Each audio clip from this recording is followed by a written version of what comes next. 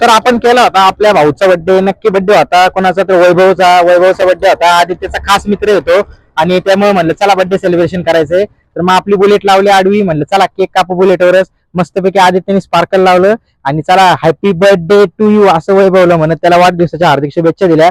आणि यांचा बॉम्ब तर हातातच फुटला. आकाश भाऊ हर्षल दादांनी तर उलटा कार्यक्रम केला, हातात उलटा बॉम्ब पडला. काय बोलणार आता.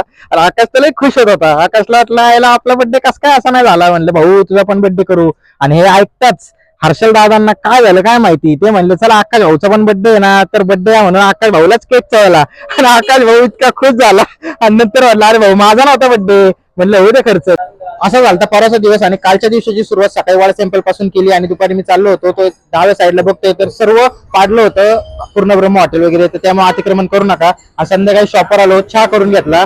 चहा झाल्यानंतर संध्याकाळी मी अचानक घरी का गेलो, काय झालं असं, तर ते बघा तुम्ही नक्की पुढच्या व्हिडिओमध्ये.